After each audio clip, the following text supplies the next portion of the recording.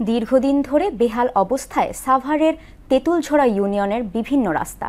নিষ্কাশনের ব্যবস্থা না থাকায় কলকারখানার বজ্র মিশ্রিত পানি ঢুকে পড়েছে বাসাবাড়ি ও ব্যবসা প্রতিষ্ঠানে। কোথাও কোথাও সারা বছরই জমে থাকে হাঁটু সমান পানি, ফলে দুর্ঘটনার শিকার হচ্ছে ছোট বড় যানবাহন।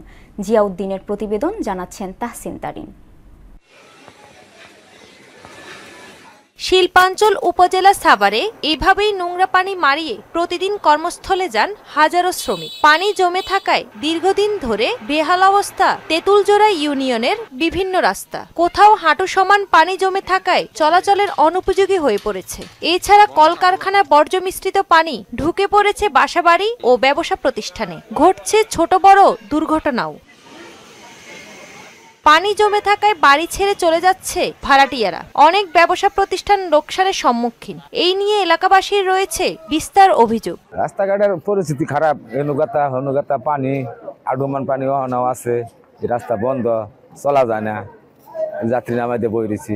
আমাকে মেলার সমস্যা, হাঁটাঘাটা যায় না, পুলান স্কুলে দিবার পারি না। 3-4 বছর ধরে রাস্তা দেওয়া মানুষ চলাচল দূরের কথা, মানে পানি সবসময় 1 হাঁটুর উপরে বাইতে থাকে। এ থেকে যাতে আমরা পরিত্রাণ পাই, সেই জন্য আপনাদের কাছে বিশেষভাবে অনুরোধ করা যায়। বিগত এক যুগেও তেঁতুলঝোড়া ইউনিয়নে কোনো রাস্তার সংস্কার কাজ হয়নি। তাই প্রশাসনের সহযোগিতায় নিজেরাই এগিয়ে আসতে চায় বলে জানান সাবেক জনপ্রতিনিধি। এইটা একটা ইন্ডাস্ট্রিয়াল বেল্ট, হাজার হাজার মানুষ এখানে বসবাস করে এবং অনেকের বাড়ি আছে, সেখানে ভাড়াটিয়া দিচ্ছে, ভাড়াটিয়া এখানে কর্মরত আছে, তারা বসবাস করে। কিন্তু রাস্তাঘাটের কথা, ড্রেনের কথা কিন্তু আপনারা করেনি।